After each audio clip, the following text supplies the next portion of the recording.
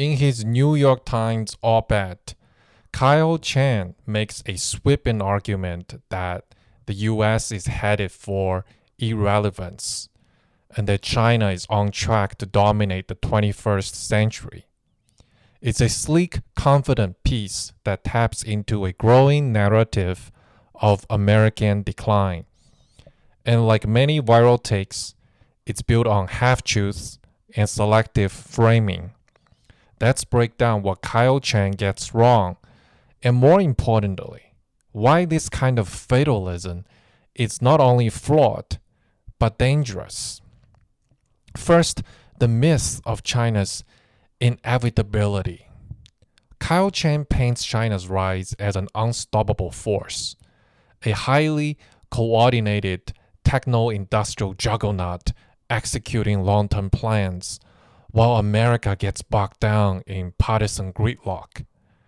But that's just the surface narrative. Underneath the glossy data, China's rise is already hitting hard limits.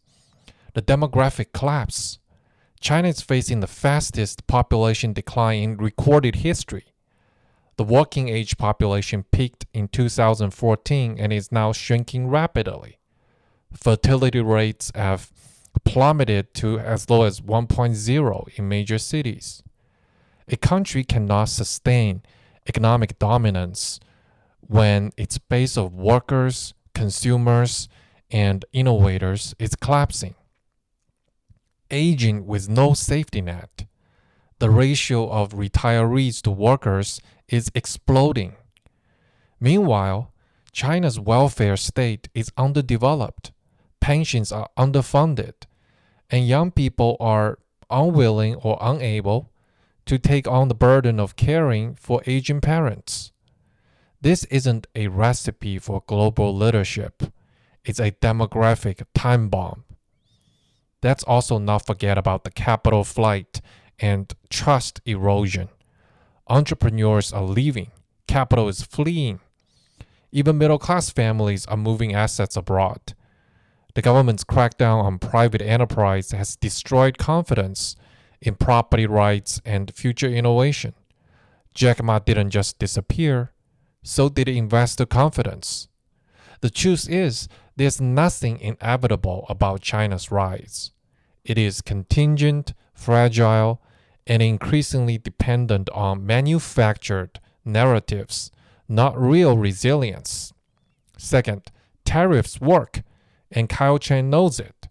Kyle Chan argues that US tariffs won't work, that they're just short-term gimmicks that fails to stop China's momentum. But let's be honest, that's outdated thinking.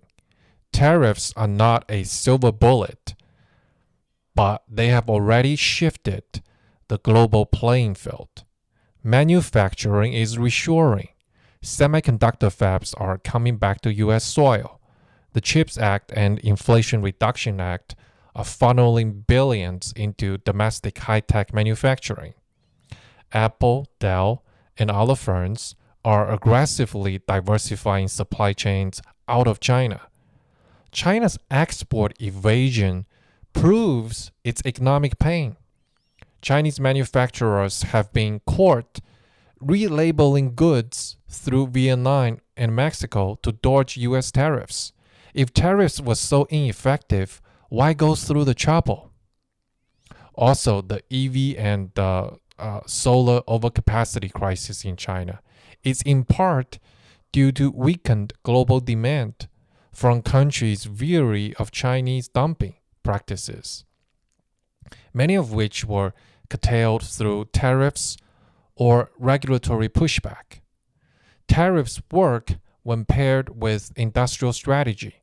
They buy time, signal national priorities, and level the playing field, all of which are happening now.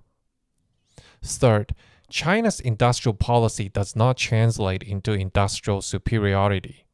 Kyle Chan praises China's industrial policy as sleek, visionary, and efficient.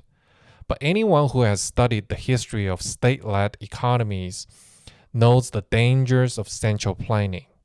China is infamous for overproduction, which is essentially strategic waste.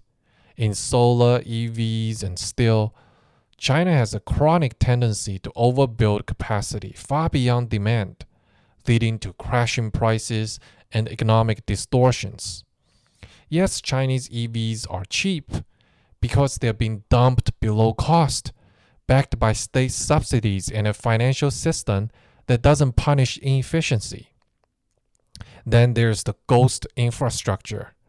From ghost cities to underused bullet trains, China has built trillions in unproductive assets simply to juice GDP and satisfy central mandates.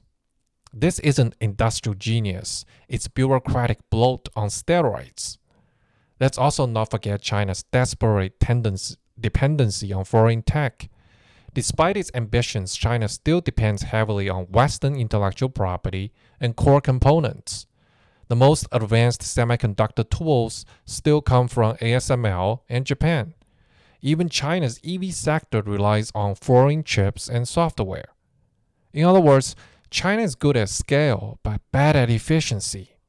It's a country that can build 1,000 bridges in a year and watch hundreds crumble under corruption and haste. Last but not least, the political cost of China's model is growing. Kyle Chen's argument is technocratic. It assumes governments are machines not made out of people, not subject to political backlash, not prone to bad decision making. But China is ruled by fear, not consent. That has consequences. Authoritarian innovation has a very low ceiling. Dissent and creativity are interlinked. The very model Kyle Chen praises, top-down centralized control, is also the reason China lacks a Steve Jobs or a Google. It can't afford unpredictable genius. Xi's paranoia is also a liability. Constant purges, centralization of power, and fear-driven governance have created a brittle political environment. If something goes wrong, there are no honest feedback loops. The zero COVID fiasco was proof. And the brain drain is also accelerating. The Chinese elites, scientists, engineers, students are trying to get out. Net emigration is rising. The best minds are betting on freer systems elsewhere. China's political model may look stable until the moment it isn't. The Soviet Union looked stable too until it wasn't. So don't buy the fatalism. Kyle Chen is right about one thing. The US needs a clear, confident strategy for this century. But he's wrong to suggest that America is finished or that China's dominance is predetermined. If Kyle actually pays attention, he will clearly see that China is already collapsing in slow motion. The US is chaotic, it is messy, it fights itself, but that's the price of freedom, and freedom still wins. The American system still produces more Nobel Prizes, unicorn startups, patents, and breakthroughs than China ever will. We don't need to copy China. We just need to believe in ourselves again and act like it.